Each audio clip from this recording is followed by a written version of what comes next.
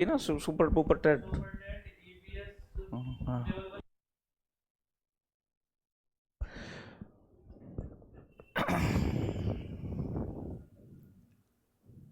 सभी प्यारे साथियों को नमस्कार। कैसे हैं आप सभी? आशा करते हैं आप सभी स्वस्थ मस्त जबरदस्त होंगे। आप सभी क्यूट होंगे, सुंदर होंगे, सुशील होंगे, संस्कारी होंगे। जल्दी से जुड़ेंगे, फिर स्टार्ट करते हैं आज के सेशन को। बहुत बढ़िया। शौनी है, गुड आफ्टरनून। शौनी गुप्ता जी भी हैं। एक सोनी है, एक सोन, अरे कल्लू कालिया झांसी वाले, अजय कुमार बिंद, बहुत बढ़िया। प्रियंका सोलंकी हैं, निधि यादव हैं। एक बार स्क्रॉल करके नीचे कर दीजिएगा जरा। बहुत बढ़िया। तो सभी का बहुत बहुत स्वागत है। मेरे सभी बहन भाई, छोटे बड़े सभी जुड़ जाएंगे, जिससे कि सभी चीज़ें अच्छे से हम पढ़ सकें। ठीक है। एप्लीकेशन पर आपकी पहली क्लास है, बाकी जो क्लास यूट्यूब पर हुई हैं दोनों मैंने डलवा दी हैं, आप सभी उसे कंटिन्यू देखिएगा।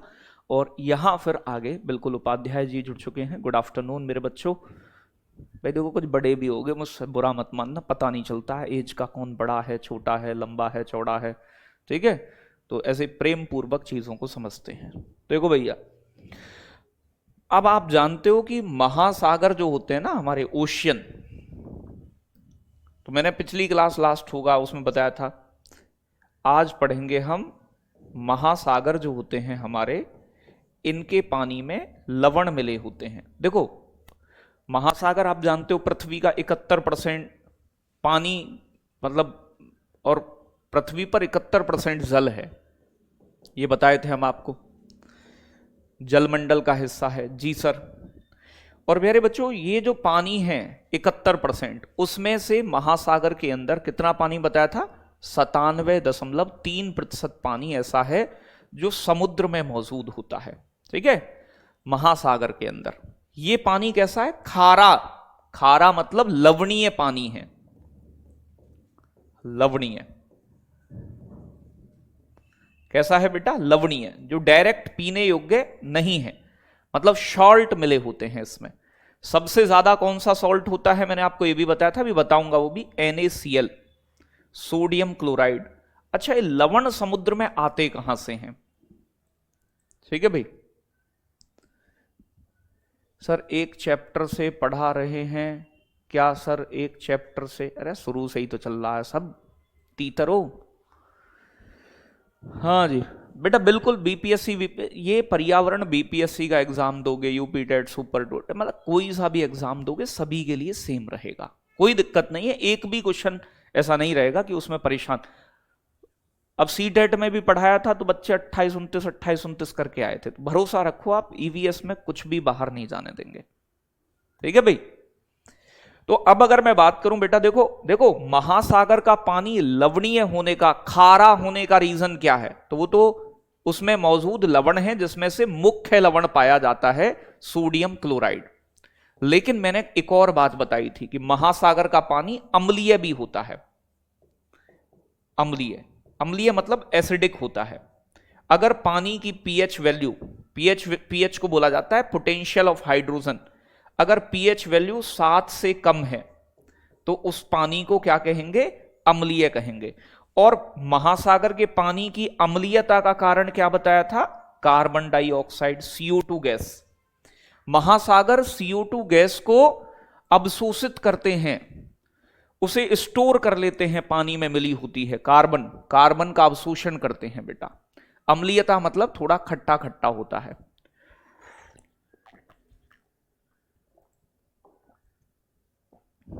ठीक है भाई। तार बिजली से पतले हमारे पिया, और सासू बता तूने ये क्या किया। बेटा लैपटॉप में ऐप में प्ले नहीं होगी, लैपटॉप के लिए वेबसाइट है, आप ऑफिस वाले नंबर पे एक बार कॉल कर लोगे तो चीजें हो जाएंगी। ठीक है भाई। तो बातें समझ में आ गई, कोई दिक्कत नहीं है, इतनी बात में कोई दिक्कत नहीं होगी। अब देखो, महासागर की लवणता के बारे में डिस्कस करेंगे थोड़ा सा। ठीक है भाई। तो हमारी चट्टानों में मौजूद होते हैं लवण, वो बारिश के पानी से, नदियों से, समुद्र में जाकर मिल जाते हैं। इसे कहा जाता है सैलिनिटी ऑफ ओशियंस। मतलब क्या है इस बात में? देखो बेटा, जो महासागर हैं इनका पानी लवणीय होता है, नमकीन होता है बेसिकली, लवण के कारण। तो महासागर की लवणता क्या कहलाती है? Salinity of oceans. तो इसकी डेफिनेशन है, महासागरों के पानी के अंदर घुले हुए लवणों को ही महासागरीय लवणता कहा जाता है। लवण मतलब साल्ट, अलग अलग प्रकार के, अभी डिस्कस करेंगे उन्हें भी। ठीक है भाई, महासागर की लवणता को कैसे मापा जाता है, मेजर कैसे किया जाता है?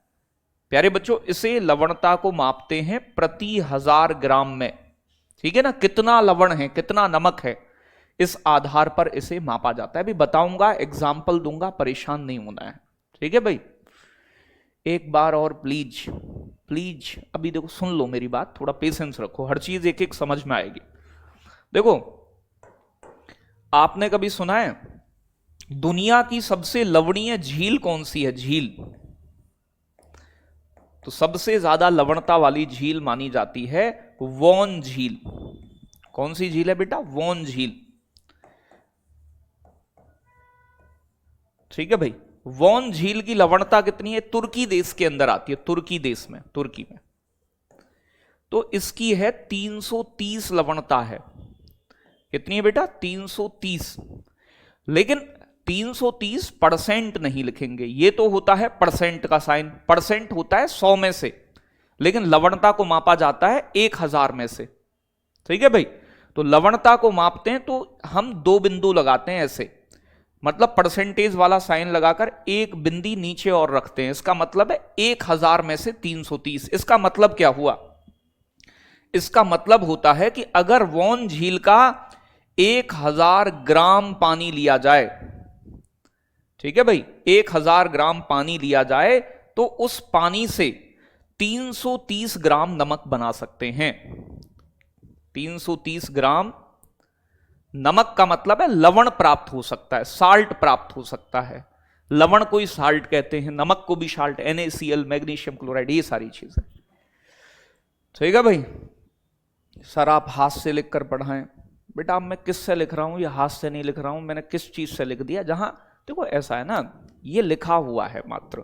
कुछ बच्चे ऐसे हिंदी अंग्रेजी वाले होते हैं, तो मैं वो सारी बात समझाऊंगा, लिखा है लिखा रहने दो, बात समझ में ना आए तो खेल कच्चा कि पक्का। कमेंट शो हो रहा है, नैना बेटा मान जा, पढ़ नहीं रही है, कमेंट शो करवा, बात करने के लिए नहीं है बैच।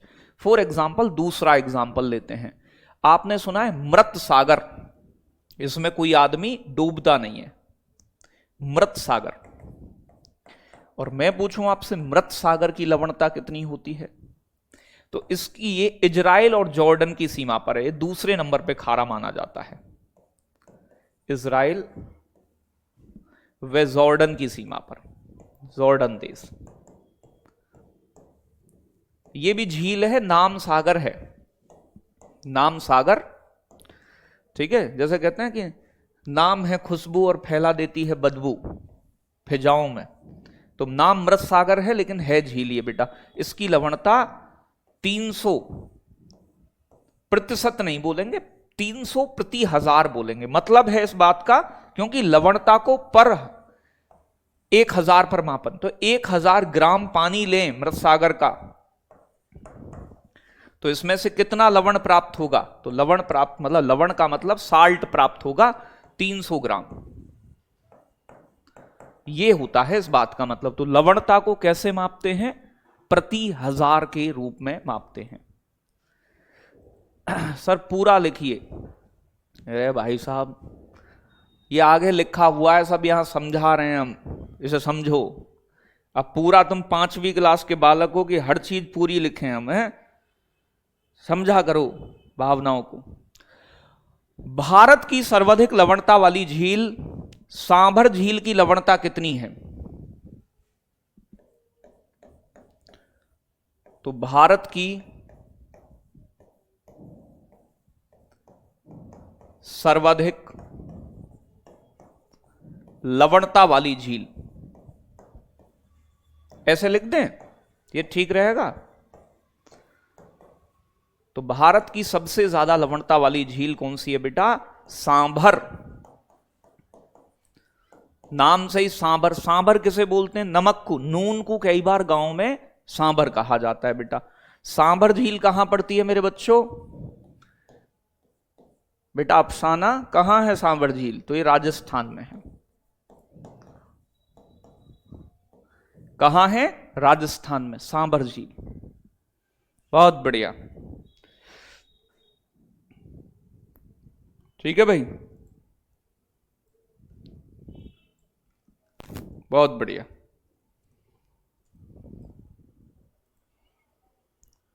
तो इसकी प्यारे बच्चों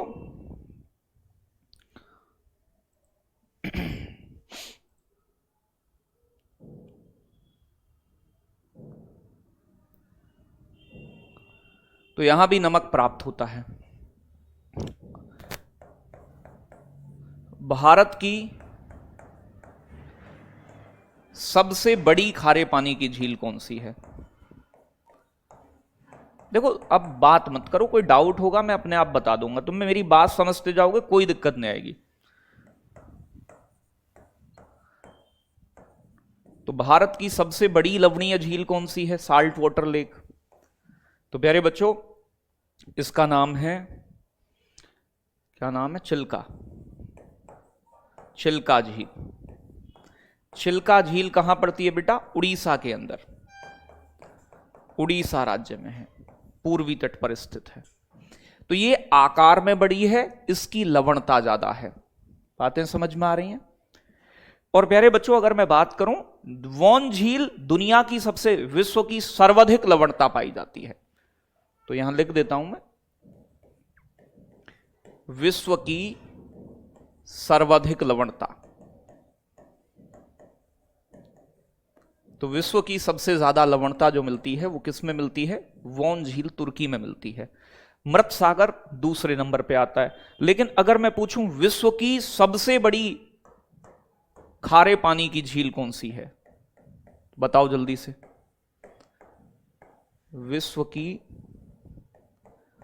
सबसे बड़ी खारे पानी की झील,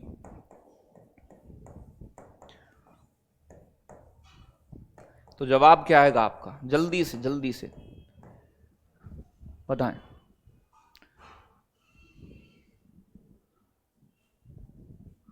ऐप में 2-3 डेमो तो है ही नहीं, है नहीं, मैं दिखवा लूंगा, अगर नहीं है कुछ चीज, सब चीज डाल दी जाएगी, चेक करवा दूंगा मैं, कोई दिक्कत है तो।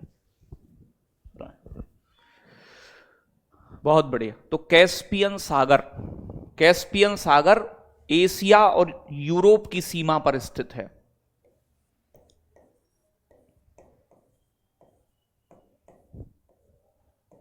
कैस्पियन सागर, ठीक है भाई, ये दुनिया की सबसे बड़ी खारे पानी की झील है। तो बात खारेपन की चल रही है, हालांकि मैं अलग से तुम्हें झील पर्वत ये पढ़ने पड़ेंगे हमें, जो घबराओ मत, यूपीजी की पढ़नी पड़ेगी थोड़ी सी हमें, तो सब चीज पढ़ाऊंगा एकदम, टेंशन वेंशन तो लेनी ही नहीं है। अच्छा अब एक बात बताओ, सबसे खारा महासागर, महासागर कितने? 5 है महासागर। तो बेटा हमारी पृथ्वी पर, हमारी पृथ्वी पर 5 महासागर हैं।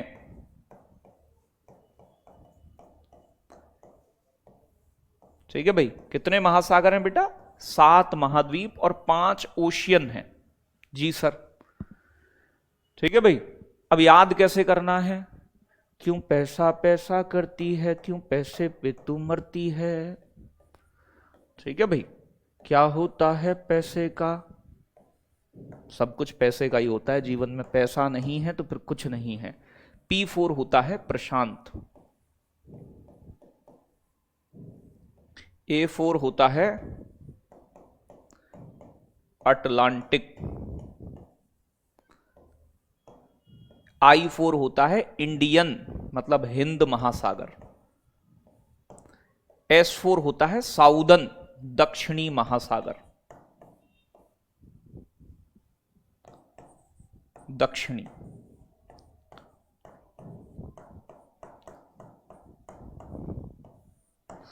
और A4 होता है आर्कटिक महासागर, आर्कटिक। देखो भैया जी, प्रशांत जो है ये सबसे बड़ा है साइज में, और प्यारे बच्चों ये जो है आर्कटिक जो है ये उत्तरी ध्रुव पर स्थित है तो इसे उत्तरी ध्रुवीय सागर भी कहते हैं। ये सबसे छोटा है, छुटका।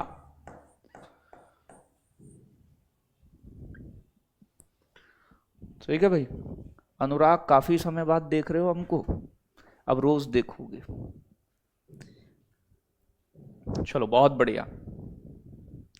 बेटा रजिया, कोई दिक्कत? चलो जी। अब अगर मैं बात करूं बेटा, इसे उत्तरी ध्रुवीय महासागर भी बोलते हैं क्योंकि ये उत्तरी ध्रुव पर स्थित है।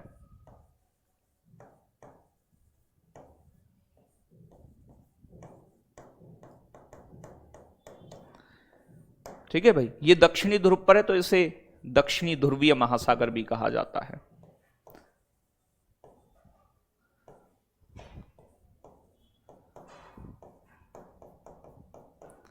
बीच बीच में तुम्हें गाना सुनाऊंगा, बुरा मत मानना। गाना मेरा ऐसा ही होगा क्योंकि हल्का ही गाना आता है। सही से क्लास नहीं चल रही है। अरे बेटा क्या दिक्कत आ रही है ये बताओ मुझे। ई बुक डल जाएंगी, एप्लीकेशन में डल जाएंगी, शुरुआत में डलवा देंगे, 1-2 दिन में ही डलवा देंगे, दिक्कत ना लें, वो भी हो जाएगा। हाँ जी। बहुत शानदार। सुन लो सर। बेटा देखो एक बात समझो, मैंने क्लास शुरू करी, आप कौवे की तरह काँव काँव करने लग गए, कैसे काम चलेगा? हम कह रहे हैं आपसे, हम सारी चीजें सुनेंगे। पहले एक बार सिलेबस दिखा दो। पहली क्लास हुई थी अंशिका, तुम क्या कहाँ गई थी तब? पहली क्लास में सबसे पहले सिलेबस ही बताया है हमने। डंडा कहाँ भाई सचिन? डंडा रखिया ऐसे बच्चों के लिए, सहतूत वाली डंडी है मेरे पे, मैं बता रहा हूँ, लपेट दूंगा। मैं काला दिख रहा हूँ, कोई दिक्कत नहीं है, काला हो गया हूं मैं। तुम्हारी मैम लड़ती हैं तो मैं टेंशन में काला हो गया हूँ, चल जाएगा काम। ठीक है। तो मैं कह रहा हूँ कि सारी चीजें मिल जाएंगी। पीडीएफ वहीं एप्लीकेशन में मिलती है, वहीं जहां तुम क्लास देख रहे हो, रिकॉर्डेड क्लास का सेक्शन होता है। लास्ट के 5 मिनट में तुम्हारी समस्याओं को सुनूंगा, पहले मैं पढ़ा लेता हूं तुम्हें। ठीक है, इट्स ओके। चलो इधर समझो अब। तो बातें समझ आ रही है? एप्लीकेशन में सिलेबस का ऑप्शन भी आता है, वहां सारे जितने भी एग्जाम है उनके सिलेबस डाले हुए हैं। तो पृथ्वी पर हमारी पर 5 महासागर हैं ये। अब महासागर का पानी खारा होता है, इनका एवरेज पानी का खारा पर कितना है, मतलब कितने औसत खारे हैं। तो अगर पेपर में आए महासागर की औसत लवणता कितनी होती है, महासागर की एवरेज सैलिनिटी कितनी होती है, औसत लवणता सभी की, तो महासागर की औसत लवणता,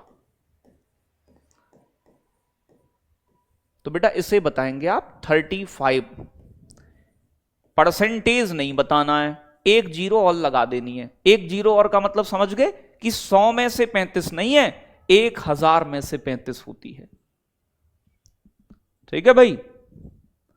तो बातें समझ में कितनी होती है बेटा? 1000 में से, मतलब महासागरों के पानी से अगर महासागर का 1000 ग्राम पानी लें, एवरेज कहीं थोड़ी ज्यादा होती है कहीं थोड़ी कम होती है, तो एवरेज 1000 ग्राम पानी से कितना 35 ग्राम नमक बनाया जा सकता है।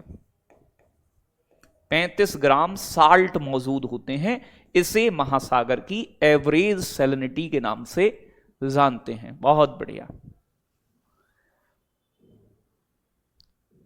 कोई दिक्कत? बेटा लास्ट में 5 मिनट में तुम्हारी समस्याओं को सुनूंगा, लेकिन क्लास में आते ही आप अपनी समस्याओं को चुप रखा करो, क्योंकि क्लास पूरी डिस्टर्ब होती है, बहुत सारे बच्चे देखते हैं।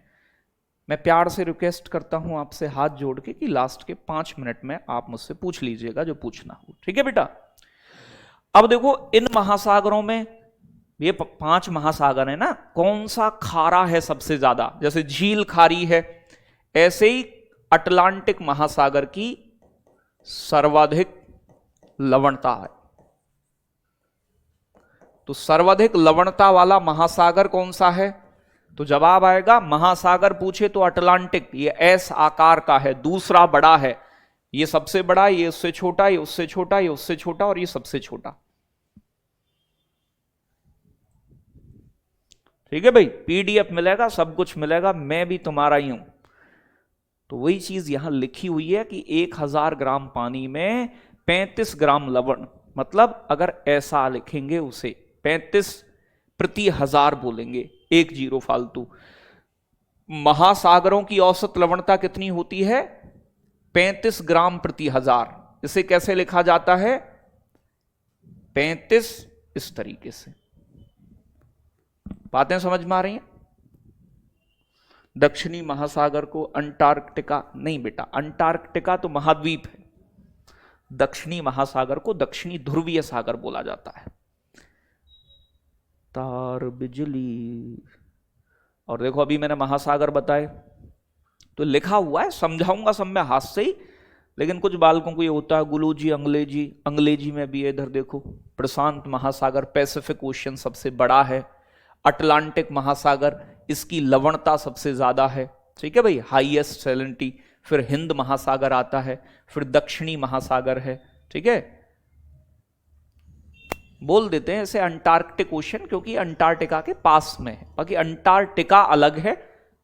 इसे दक्षिणी ध्रुवीय सागर या अंटार्कटिक ओशन कह देते हैं। आर्कटिक ओशन को सबसे छोटा है और उत्तरी ध्रुवीय सागर उत्तरी ध्रुव पर है, ठीक है भाई, बहुत बढ़िया।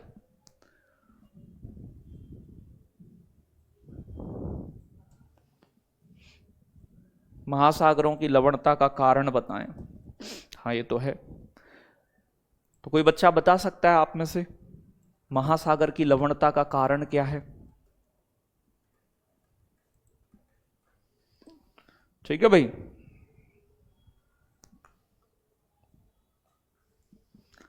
बहुत बढ़िया प्रश्न था तुम्हारा। मुझे ऐसे बच्चे बहुत पसंद हैं जो कभी कभी अच्छे अच्छे प्रश्न पूछ लेते हैं। अच्छा, महासागर में ये नमक पहुंचा कहां से? साल्ट का मतलब है नमक, सरल भाषा में समझो, लवण। लवणता का रीजन बताओ। मन में लड्डू फूटा, आ जाओ। देखो थोड़ी हंसी मजाक सी होती रहे, मैं बेटा तुम्हें अच्छा सा लगेगा मेरे साथ, नहीं तो बोर हो जाओगे, गुरुजी क्या लवणता लवणता करते रहते हो। तो चीजें याद भी होंगी क्लास में ही और तुम चीजों को अच्छे से समझोगे भी, ठीक है भाई।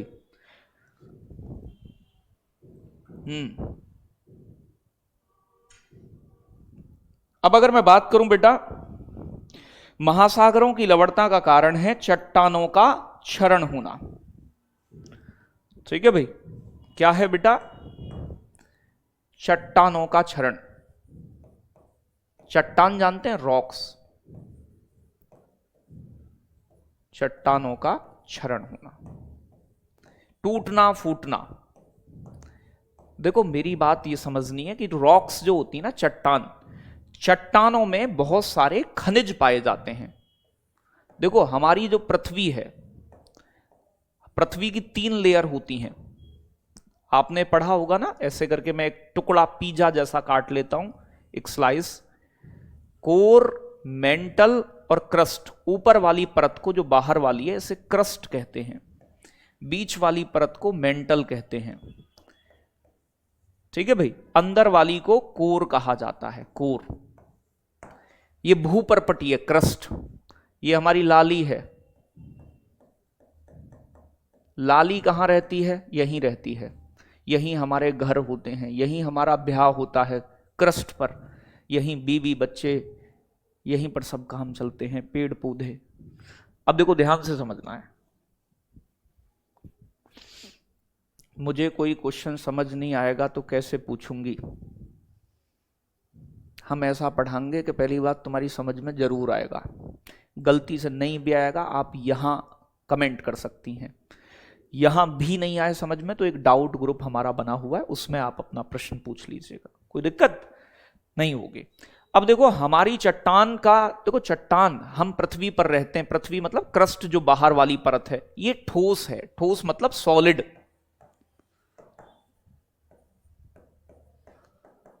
बीच वाली परत जो मेंटल और कोर होती है, ये लिक्विड फॉर्म में होती हैं।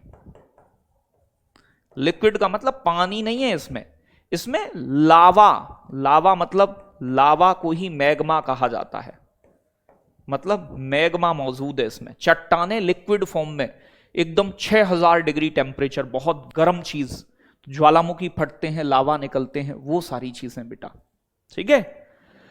अब देखो जो चट्टान बनी हुई है, पूरी पृथ्वी में चट्टाने मौजूद हैं, कहीं लिक्विड फॉर्म में, कहीं सॉलिड फॉर्म में, ठीक है।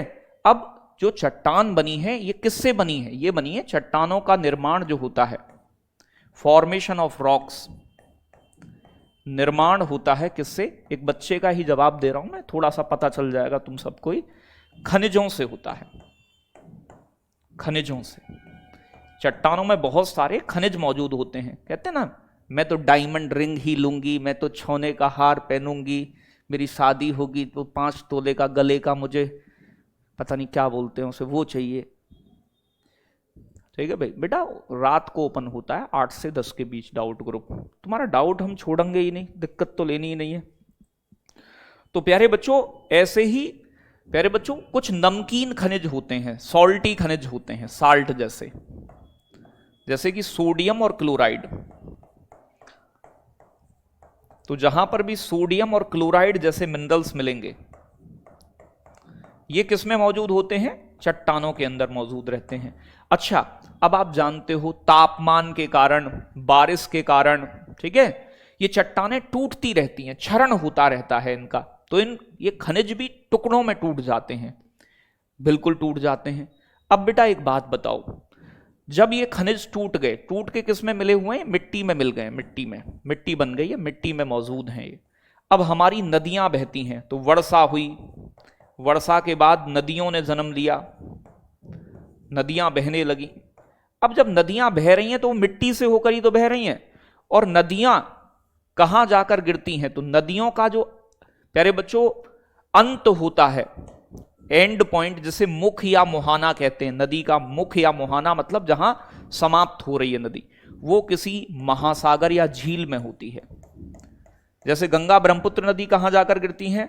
बंगाल की खाड़ी में, वो क्या है? हिंद महासागर। नर्मदा कहां गिरती है? अरब सागर में।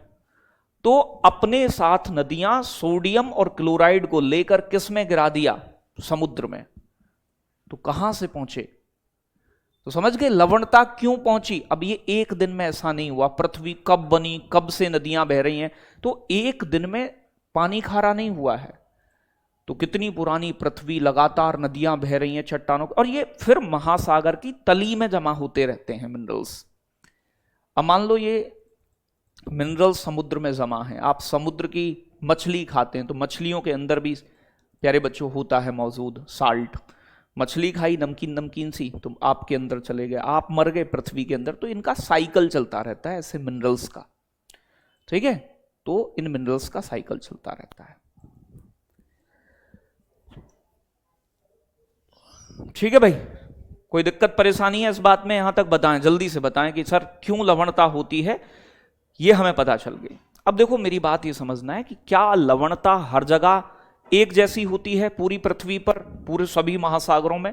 तो लवणता अलग अलग होती है, एक जैसी नहीं होती। ये मान लेते हैं हमारी पृथ्वी है, पृथ्वी के बीचों बीच से एक इमेजनरी लाइन जाती है, जिसे काल्पनिक रेखा कहते हैं। जी सर, काल्पनिक का मतलब होता है जिसकी कल्पना की जाए। बातें समझ में आ रही हैं?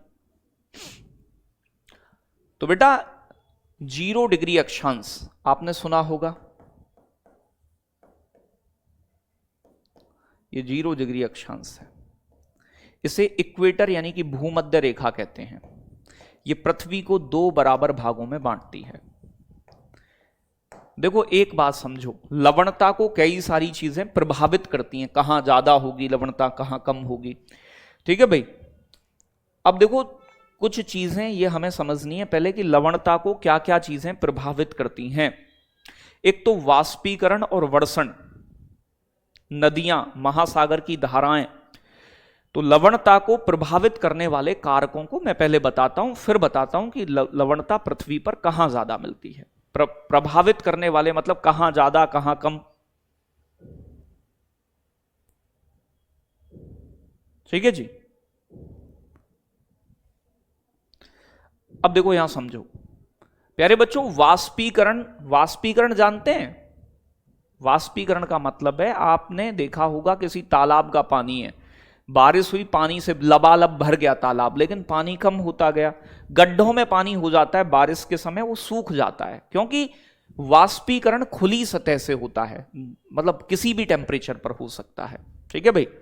तो प्यारे बच्चों वाष्पीकरण जो है जल का द्रव अवस्था से गैस अवस्था में बदलना।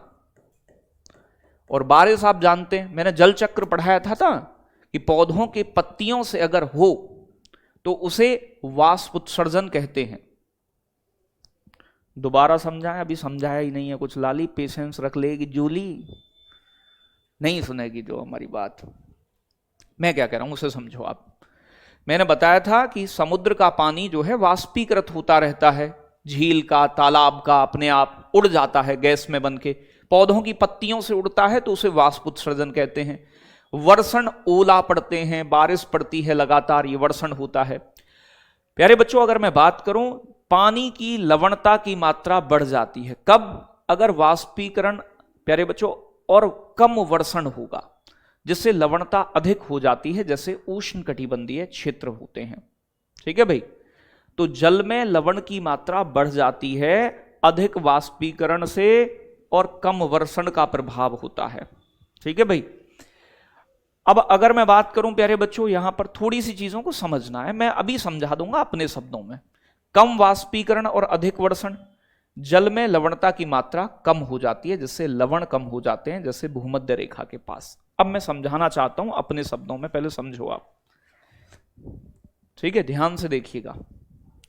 मान लो ये कोई पानी का टब है आपके पास। ठीक है भाई, टब है और इसमें 5 लीटर पानी है। 5 लीटर पानी है। अगर मैं ये बात कहूं आपसे कि इसमें 2 किलो नमक डाल दिया आपने, ठीक है जी। अगर मान लेते हैं प्यारे बच्चों इसमें और बारिश हो गई और 2 लीटर पानी और मिल गया, तो मतलब पानी का खारापन कम होगा या ज्यादा होगा? सिंपल सी बात समझनी है। 2 लीटर पानी बारिश से इस टब में और डाल दिया जाए तो 5 लीटर में जब 2 किलो नमक था तो मतलब खारा पानी ज्यादा था। लेकिन जब 2 लीटर पानी और डाल दिया तो लवणता कम होगी या नहीं? तो जिन स्थानों पर वर्षा अधिक होती है, वर्षा अधिक,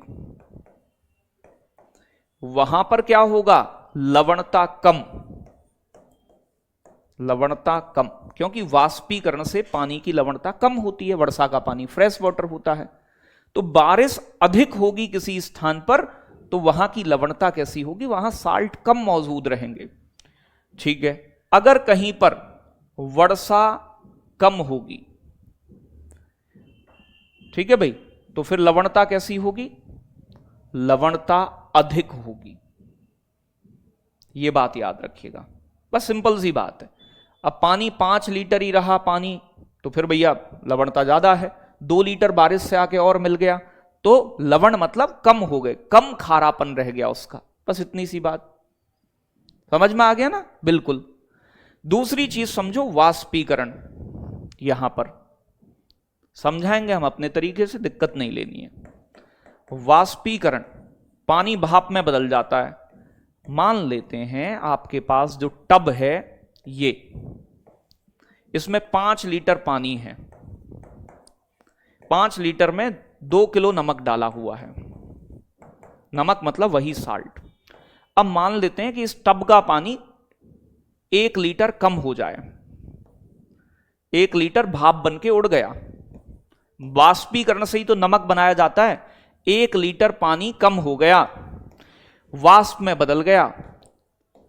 ठीक है भाई, तो 5 लीटर में जब 2 किलो नमक मिला हुआ था तो आपको नमक कम लग रहा था, लेकिन जब पानी 4 लीटर रह गया तो 2 किलो नमक हो गया, उसमें 1 किलो उड़ गया।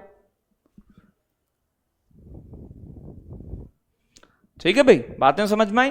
तो वाष्पीकरण जहां पर अधिक होता है तो पानी भाप बनकर उड़ जाता है, पानी कम रह जाता है, लवण ज्यादा रह जाते हैं, तो लवणता अधिक होती है। इस बात में कोई दिक्कत है? बताएं।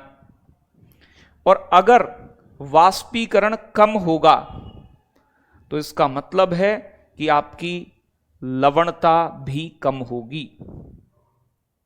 क्लियर? क्योंकि भाप में पानी उड़ रहा है, नमक तो उतना ही रह रहा है ना, ये वाला मामला।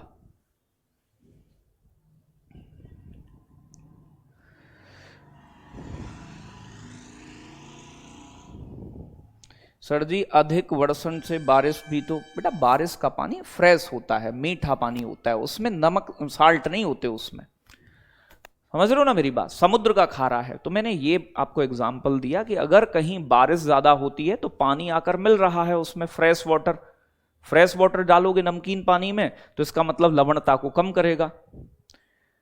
ऐसे ही प्यारे बच्चों अगर वाष्पीकरण ज्यादा हो रहा है मतलब पानी उड़ रहा है वहां से, तो इसका मतलब लवणता को प्रभावित करेगा, वो ऐसे करके प्रभावित होती है। ठीक है भाई। दूसरा तो दो रीजन तो हमने ये पढ़े, बाकी देखो नदियों में पानी कैसा होता है। नदियां प्यारे बच्चों जो समुद्र में गिरती हैं तो फ्रेश वाटर होता है, ताजा पानी होता है।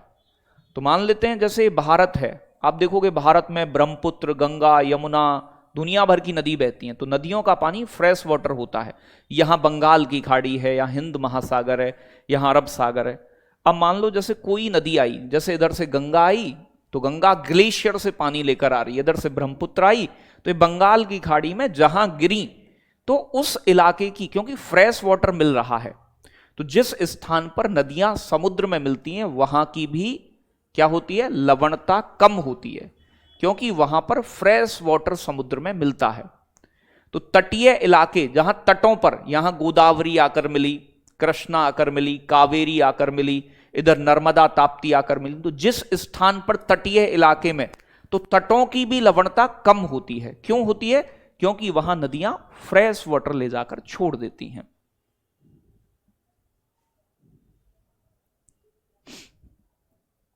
एक बच्चा कह रहा है हार्ड है। अब बेटा तुम कतई एक बात बताओ, कल को तुम मास्टर बनोगे, तुम्हें ये लवणता ही पता नहीं होगी जीवन की, जीवन में लवण क्या है। पूरे जीवन तुम्हारा नून खाते खाते, जब तो कहती हो गोलगप्पे भैया और तीखा कर दो, आंखों में से पानी निकल रहा है, लेकिन नहीं भैया थोड़ा और खट्टी चटनी मिलाओ। चटनी में भी क्या है, नमक मिर्च, जीवन ही नमक मिर्च पे चल रहा है, और तुम्हें यही पता नहीं है नमक कहां से आ रहा है, तो फिर कैसा काम चलेगा। कल को मैडम बनोगे, मास्टर बनोगे, बालकों क्या पढ़ाओगे, बेसिक चीजें ना पता तुम्हें। केवीवीवी का फॉर्म मतलब भरोगे आगे तो इंटरव्यू भी होता है, वहां पूछी जाती हैं चीजें। अभी से ऐसा नहीं है मैं तो मर गई, ये तो हार्ड है। हार्ड क्या है इसमें? रस नदी का पानी फ्रेश होता है, नदी जहां गिरेगी वहां खारे पानी में मिल रही है तो वो उसे कम कर देगी लवणता को। तो ऐसे रोना नहीं है, मैं सबे समझा दूंगा। देखो महासागरीय धाराएं, समुद्र में जैसे हवाएं चलती हैं ना पृथ्वी पर, जमीन पर, ऐसे ही समुद्र का पानी भी इधर उधर दौड़ता रहता है, स्थिर नहीं रहता।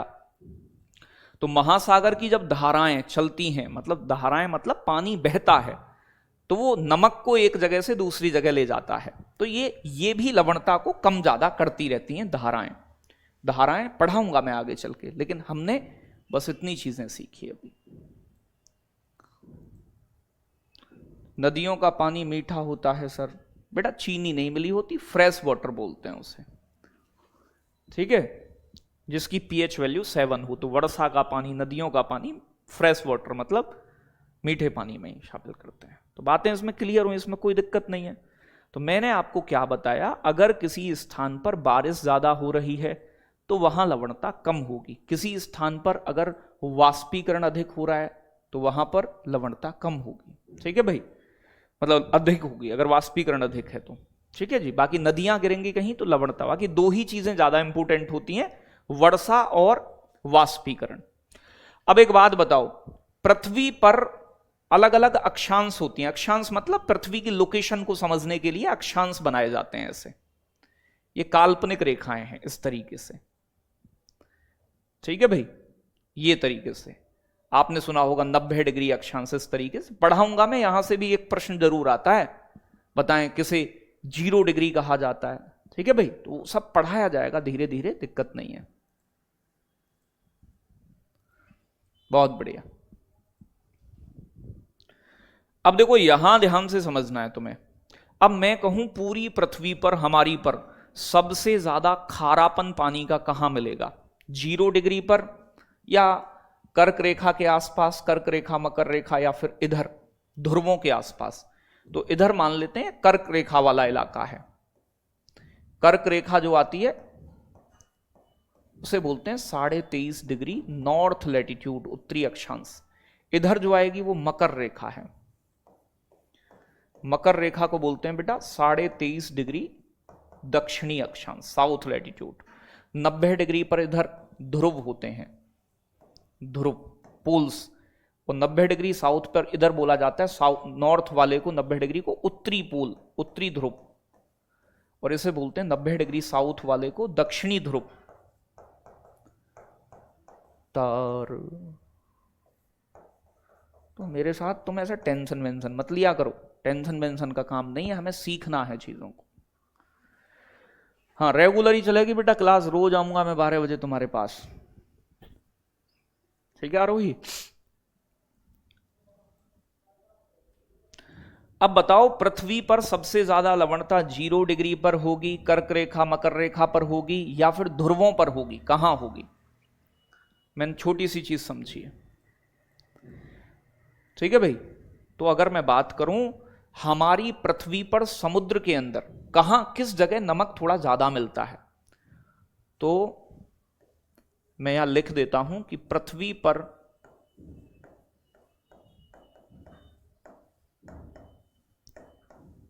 सर्वाधिक लवणता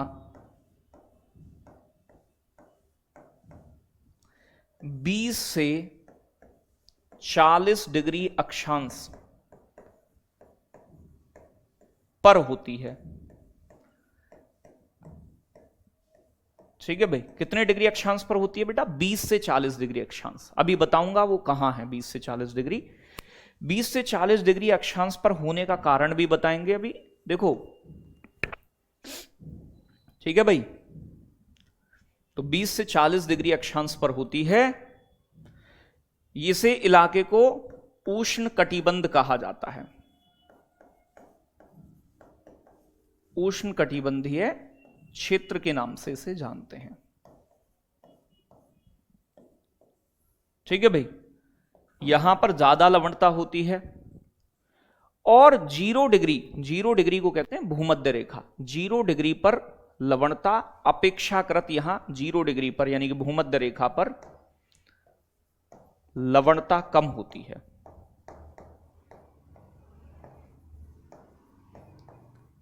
कारण पता है क्या है? क्योंकि यहां 0 डिग्री का जो तापमान है, तापमान अधिक रहता है, पूरी साल गर्मी पड़ती है 0 डिग्री पर, यहां 0 डिग्री के आसपास पूरी साल गर्मी, तापमान अधिक होता है। तापमान अधिक होने के कारण अधिक वर्षा होती है, पूरे साल बारिश होती है। और मैंने आपको बताया कि जहां वर्षा ज्यादा होगी वहां पर लवणता कम हो जाएगी। तो इसका मतलब क्या है कि यहां से थोड़ा दूर जाओगे तो ये 20 से 40 डिग्री अक्षांश, ये कर्क रेखा मकर रेखा वाला इलाका है, यहां पर लवणता ज्यादा है, क्योंकि यहां अपेक्षाकृत 0 डिग्री के तापमान कम होता है, यहां पर प्यारे बच्चों बारिश कम होती है। इसीलिए ये जो इलाके हैं कर्क रेखा और मकर रेखा वाले, अब आप कहोगे गुरुजी ध्रुवों पर कम क्यों होती है? देखो ध्रुवों पर बारिश प्यारे बच्चों कम होती है, मैं मानता हूं आपकी बात, लेकिन ध्रुवों पर बर्फ जमी हुई है, बर्फ, अंटार्कटिका, ग्रीनलैंड, और बर्फ का पानी कैसा है? ग्लेशियर है ये, ग्लेशियर। और ग्लेशियर का पानी जो होता है, जैसे गंगा भी गंगोत्री से निकल कर आती है, तो इनका फ्रेश वाटर होता है, मीठा पानी, फ्रेश वाटर। तो पृथ्वी पर अगर देखा जाए तो सबसे ज्यादा लवणता, बच्चा कंफ्यूज हो जाएगा, 0 डिग्री पर होती है। नहीं, आपको बताना है कि सबसे ज्यादा लवणता यहां का तापमान ज्यादा, टेम्परेचर हाई, रेनफॉल ज्यादा, इसीलिए यहां की लवणता 20 से 40 के कंपैरिजन में कम और यहां पर थोड़ा ज्यादा मिलती है। बिल्कुल ज्योति बेटा, बहुत बहुत बढ़िया, ठीक है भाई। तो मैंने क्या बताया कि 0 डिग्री पर ज्यादा बारिश होने के कारण प्यारे बच्चों वाष्पीकरण ज्यादा होता है, तो बारिश भी बहुत होती है, डेली बारिश होती है इस इलाके में।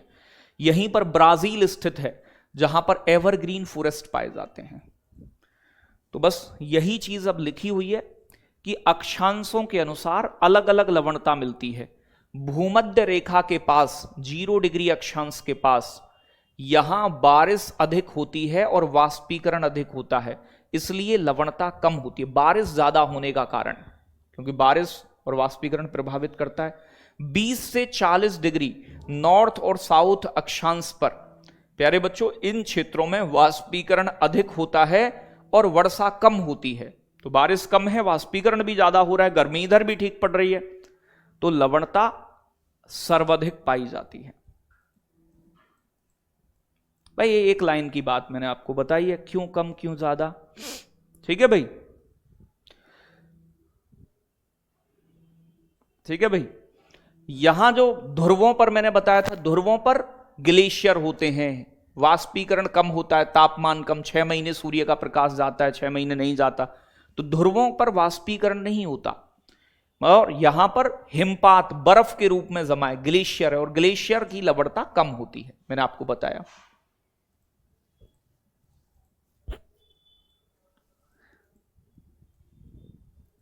सर समझ में नहीं आया, अरे बेटा इसमें नॉर्मल सी चीज मैंने आपको बताई कि 0 डिग्री पर वाष्पीकरण ज्यादा होता है लेकिन बारिश उससे भी ज्यादा हो जाती है, इसीलिए यहां पर फ्रेश वाटर ज्यादा मिल जाता है पानी में, तो लवणता थोड़ी कम रहती है इधर की। यहां 20 से 40 डिग्री अक्षांश पे कर्क रेखा पर भी भारत में गर्मी कोई कम पड़ती है, अच्छी खासी पड़ती है, हम कर्क रेखा पर हैं, तो कर्क रेखा और मकर रेखा के आसपास गर्मी भी मतलब ठीक पड़ती है, वाष्पीकरण ज्यादा होता है, लेकिन यहां के कंपैरिजन में बारिश कम होती है। हमारे भारत में भी देखो, भारत यहां स्थित है कर्क रेखा पर, तो हमारे भारत में गर्मी अच्छी खासी पड़ती है, 8 महीने गर्मी रहती है, बारिश लेकिन 3 महीने ही होती है, तो बारिश कम, यहां वाष्पीकरण तो अधिक हो रहा है, वाष्पीकरण ज्यादा हो रहा है, लेकिन वर्षा कम होती है इस इलाके में इक्वेटर की तुलना में, इसीलिए यहां पर लवणता ज्यादा मिलती है। सिंपल सी बात, ध्रुवों पर बर्फ जमा है, बर्फ जो है फ्रेश वाटर, समझ गए ना, ये वाला मामला विभाग। बस तुम्हें ये याद रखना है, 0 सब चीज छोड़ दो, 2 बातें याद रखो कि 0 डिग्री पर वाष्पीकरण और वर्षा ज्यादा होने के कारण लवणता कम, और कर्क रेखा मकर रेखा के आसपास 20 से 40 डिग्री पर लवणता ज्यादा। रीजन, वाष्पीकरण भी ज्यादा और बारिश कम, ये रीजन है। सर आरओ का पानी नमकीन क्यों होता है? बेटा तुम्हारे आरओ का नमकीन होगा, हमारे वाले का तो ठीक है, आरओ में दिक्कत है तेरे में बेटा। तो समुद्र के पानी में मिलने वाले लवण कौन सा कितना मिलता है, अब आप जानते हो कि टोटल इन्हें ऐड करोगे आप, तो मैंने बताया ना कि 1000 ग्राम पानी लिया जाए तो 35% नहीं बोलते, 35 प्रति हजार, मतलब 35 ग्राम नमक मिलेगा समुद्र के 1 लीटर पानी में लगभग, ठीक है, 1000 ग्राम पानी में 1 लीटर के बराबर होता है लगभग ये, तो 35 ग्राम नमक प्राप्त होगा। सबसे ज्यादा कौन सा वाला होता है? सबसे, बस एक याद रखना है, यही पेपर में आता है। जो नमक आप खाते हो ना पैकेटों में, समुद्र का पानी क्यारियों में इकट्ठा कर लिया जाता है, भाप बनकर उड़ जाता है, तो प्यारे बच्चों इसे सोडियम क्लोराइड कहते हैं। बस अकेला ये याद रखना है कि समुद्र में कौन सा लवण सबसे ज्यादा होता है, तो सोडियम क्लोराइड NaCl 27.2 ग्राम सबसे ज्यादा, मोस्ट अबेंडेंट।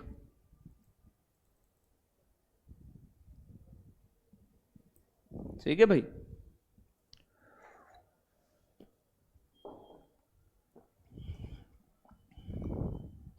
फिर मैग्नीशियम क्लोराइड, फिर पोटेशियम सल्फेट मिलता है, ये सब नमक ही हैं, साल्ट ही हैं सारे, लेकिन प्रचुर सबसे ज्यादा यही मिलता है, लगभग 28% सोडियम क्लोराइड, और पेपर में यही आता है, तो अकेले को याद रखना है, बाकी के मैंने बता दिए, इनकी कोई जरूरत हमें नहीं है और ना ही पेपर में आता है। सबसे ज्यादा NaCl याद रखिएगा, ठीक है। बस प्यारे बच्चों, जहां पर समान, पृथ्वी पर ऐसे स्थान भी तो होंगे, जैसे मान लो इक्वल हाइट की आप में से बहुत सारे बच्चे हैं, जैसे मैं कह दूं कि संध्या अग्रवाल हैं, प्रगति चौहान हैं, अंजना हैं, प्यारे बच्चों रजिया हैं, निधि हैं, खुशबू हैं, अगर ये बराबर हाइट की हैं, 5-6 लड़कियां 5 फुट 4 इंच की, तो इन 5 फुट 4 इंच कियों को जोड़ने वाली एक रेखा खींच दी जाए, रेखा सच में नहीं खींची जाएगी, बराबर बराबर कियों को खड़ा कर दिया जाए, तो इन्हें एक लाइन ड्रॉ कर दी मैंने कि इक्वल लंबाई, ऐसे जो 5 फुट 5 इंच की उन्हें अलग, तो ऐसे ही पृथ्वी के ऊपर जहां इक्वल लवणता पाई जाती है, मान लेते हैं पृथ्वी हमारी, यहां बराबर लवणता है, यहां पर, यहां उतनी लवणता है, यहां भी उतनी है, तो ऐसी रेखा को बोलते हैं समलवण रेखा। तो बेटा समलवण रेखा को आइसोहेलाइन कहा जाता है। यह पृथ्वी पर समान लवणता वाले स्थानों को जोड़ने वाली एक इमेजनरी, सच में खींची गई नहीं, इमेजिन करते हैं इसे, आइसोहेलाइन। तो बातें समझ में आई? और ऐसा बिल्कुल भी नहीं है। फिर मैंने यहां आपको पढ़ाया ये वाली चीजें, ठीक है। कल मैं आपको पढ़ाऊंगा कि लवणता को कैसे दूर कर सकते हैं, कठोर जल क्या होता है, मृदु जल क्या होता है। तो लवणता ये मैंने बता दिया, जैसे सबसे ज्यादा लवणता वोन झील तुर्की में है, मृत सागर में दूसरे नंबर पर है इजराइल जॉर्डन है, विश्व की सबसे बड़ी खारे पानी की झील कैस्पियन सागर है, भारत की सबसे बड़ी खारे पानी की झील चिल्का है, भारत में सबसे ज्यादा लवणीय झील जिसके पानी में नमक बनता है सबसे ज्यादा, वो राजस्थान में है। ठीक है, चलो 2-4 प्रश्न करें, कैसा लगेगा तुम्हें? अच्छा लगेगा? क्या कह रहे हो? मुझे अच्छा लगता है। बताएं, महासागर की लवणता को मापने के लिए जल की कितनी मात्रा को बेस माना जाता है? बताएं। तो अब मैंने आपको बताया महासागरों की औसत लवणता कितनी होती है, जैसे हम लिखते हैं 35% के साथ एक बिंदु और, तो परसेंटेज होता है 100 के लिए, एक बिंदु और लग जाए मतलब 1000 के लिए। तो 1000 समुद्र के पानी में 1000 ग्राम में कितने ग्राम नमक है इस आधार पर। तो 1000 ग्राम, मिलीलीटर नहीं, एमएल नहीं, 1000 ग्राम, तो प्रति 1000 ग्राम के आधार पर मापा जाता है। 1000 ग्राम पानी में कितने ग्राम नमक मौजूद है, इस आधार पर लवणता को मापा जाता है। जी बच्चों, अगला बताएं, महासागरों की औसत लवणता लगभग कितनी है? तो देखो यह परसेंटेज, कई बार परसेंटेज लगाकर दे देगा, लिख देगा, एक जगह लिख देगा 35%, एक जगह लिख देगा ऐसे करके।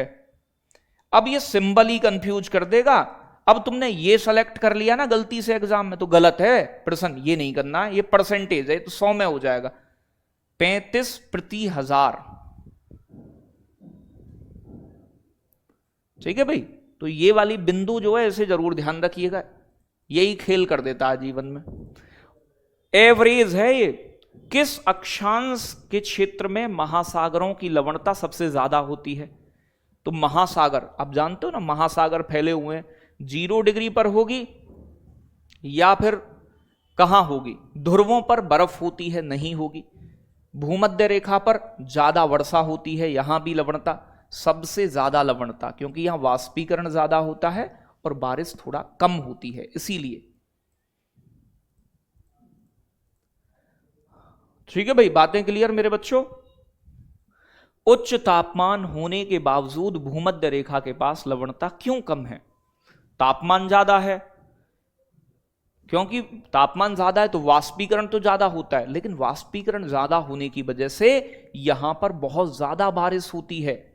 ज्यादा बारिश होने के कारण, क्योंकि पूरे साल बारिश होती है, इसीलिए यहां की लवणता बेटा क्या होती है?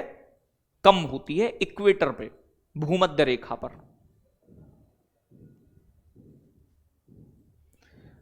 देखो समुद्र के पानी में सबसे ज्यादा कौन सा लवण पाया जाता है? तो मैंने बताया एक को याद रखना है। तो अगर 35/1000 नमक मिल रहा है तो इसमें से लगभग 27.2% NaCl मिलेगा, सोडियम क्लोराइड मिलेगा, सोडियम क्लोराइड मिलेगा या नहीं? मानचित्र पर समान लवणता वाले स्थानों को जोड़ने वाली काल्पनिक रेखाओं को क्या कहते हैं? समदाब, ये समान दाब वाले क्षेत्र को, समताप आइसोथर्म समान तापमान, प्यारे बच्चों आइसोहाइट समान वर्षा वाले स्थान को। तो नाम से ही क्लियर है ना, समलवण रेखा, आइसोहेलाइंस।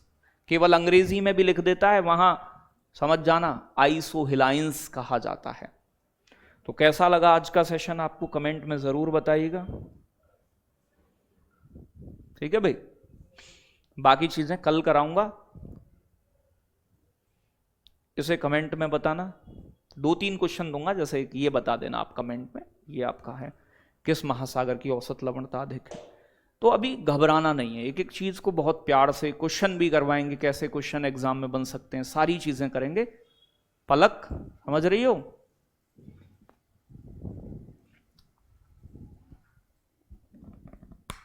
क्लियर? डन डन डना डन डन।